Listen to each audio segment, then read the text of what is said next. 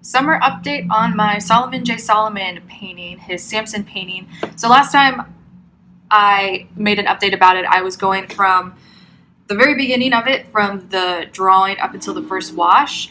And this video is going to be about blocking in the painting. So with blocking in, what I'm trying to do is move it along into getting everything to look much more like the actual painting. So before, with it ending with the first wash, that was me just seeing value shifts, seeing the light shape and the shadow shape with just one color.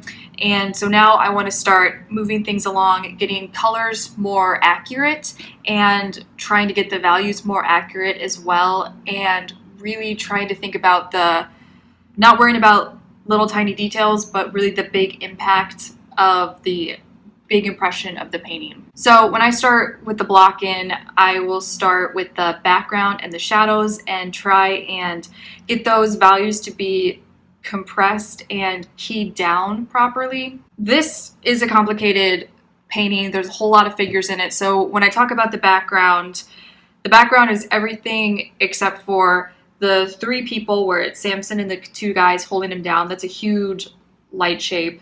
And then also Delilah is the other main focus of a light shape. So pretty much everything else I'm considering the background right now. And so I want the whole background to be really simplified and, like I said, compressed values so it doesn't take attention away from the main focus being the cluster of the three people and Delilah. So I've started working in darks to lights. So the part of the background that I'm choosing is the area that's behind Samson and the three figures, so that back wall. And laying in paint on such a big area, this painting is really quite large. I'm figuring out how I like to do that and how I want to be moving paint around. So it feels a lot different working this big rather than smaller paintings that I've done before. So it's definitely a learning process to see how I want to be laying paint in. And what I do like about working this large is that since the painting is so big, I can work in one area, and if I don't like my technique or what I'm doing or the effect of what's happening on the canvas, I can think about different ways, practice different ways of putting paint down in another area and then another area till I find a method that I think is working well with getting paint on there, and then also having a good effect of how the paint's actually looking. So, for example, there's this one area on the painting. It's in a very dark area you can see a corner of the bed where it's past Samson's foot. In between Samson's foot and where Delilah is, there's a sliver of the bed and it's pretty dark. And I was putting paint down there and kind of getting this blurry effect with how I was applying the paint, and I really don't like how that looks. It looks sloppy, and I don't know how to describe it. It's a difference between, you want to have soft edges but having blurred edges where there really isn't any defined shapes is different, and that's what I was getting, and I didn't like that look. And as I'm putting paint down and seeing how I'm getting this blurred effect and really trying to be really critical and judging how I'm putting paint down, I'm realizing when I'm doing that and I get that blurred effect, I'll get paint on my brush, I put it on the canvas, and then as the brush is going on the canvas and there's no more paint that's getting off my brush, what I do then is I take the brush, and for that paint stroke that I just put down, I'll keep working on that paint stroke and kind of trying to spread the paint out more. And I'm finding that I really don't like that so much. I can see in some areas where I might use that technique, but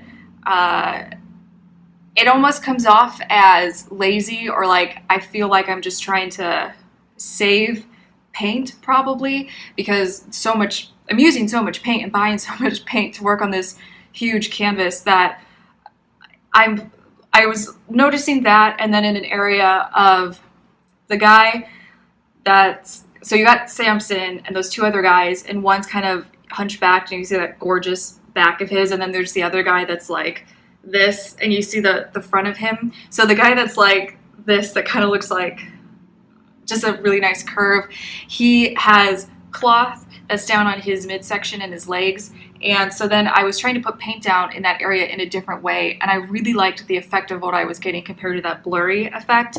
So when I was putting paint strokes down, I was being very conscious of how the stroke was going down and how that was going to be, the paint stroke was going to be the folds of the cloth. And as I would put it down and then paint would stop coming off my brush, instead of trying to smear that paint out on the canvas more, I would leave it. I would pick up more paint on my brush from my palette and either continue the line or, correct the shape in certain ways.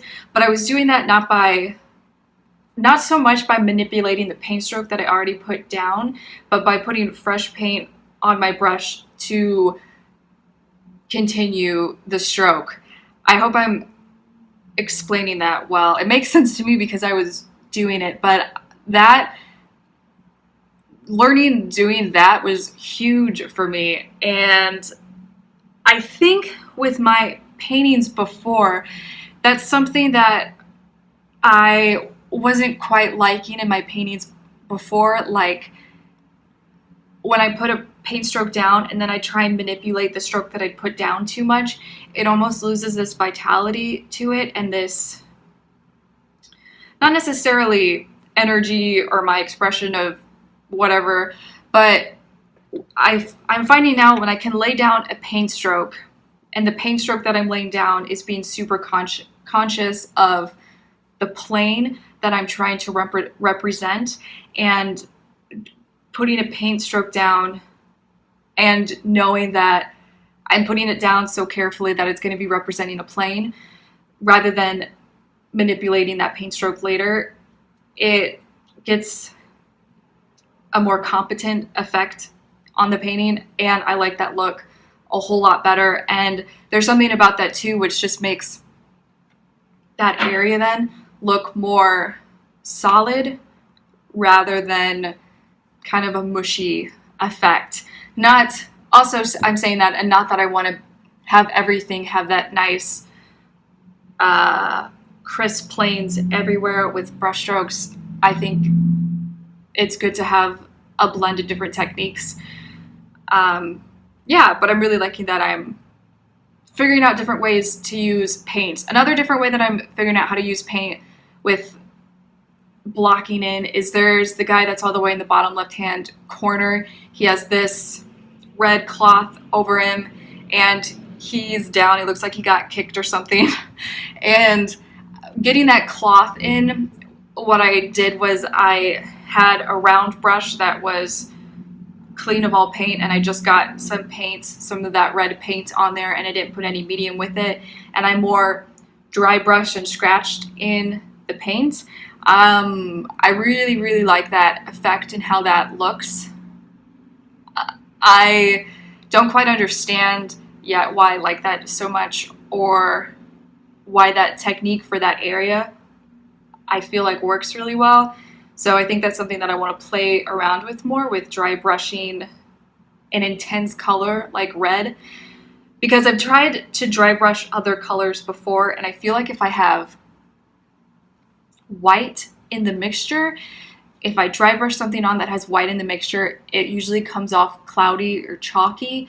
But having just the intense red, it was probably the cadmium red light, cobalt blue, and maybe some ivory black in it as well, but there's no white in it. It had a really nice, satisfying, scratchy, kind of sketchy effect that still held that intense color without being cloudy or chalky. Something that I want to kind of figure out and play around with more, and I definitely can with this painting because it's so huge and there's a lot going in the background that I think I can get away with that sketchy look and have that work. So I guess we'll see with playing around with that more. Okay, with getting that background and all the dark areas as keyed dark as I need to, then I started working on keying up the lights. This is something that I feel like I still am struggling with. I worked on Samson with keying up those brighter skin tones, and I'm glad that I have 3 more figures that I can really practice keying something up like this, because when I'm starting to key something up on something that is over a dark in Prematura, it usually comes out not as light and not as vibrant. Since oil paint is transparent, it takes a while for me to build up those layers. But Samson is kind of looking pasty, and Matt mentioned that to get something to look bright, sometimes it's not about using a ton of white, but also getting something to look bright is to get things to look more colorful. And I'm always really uncomfortable with doing it, because when I'm putting intense colors down, it always seems wrong and it looks wrong. But I think if I am putting down intense colors side by side each other, and not just working in a small area but in a bigger area, then how paint sits relative to other colors, if I finish a whole area like that with the more vibrant paint, I think that'll work. Maybe, probably. We'll see. I need to practice that more. And on a side note, I've been doing that summer workshop that's happening at Ravenswood. So it's a painting workshop.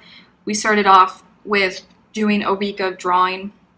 So I was doing that with charcoal on Canson, and our model is Sin, and she's great. And I don't know how she gets in a pose, and she hardly ever moves, which is awesome to practice from, because she's very consistent with her pose. And so Monday, Tuesday, Wednesday, we don't have class on Thursday.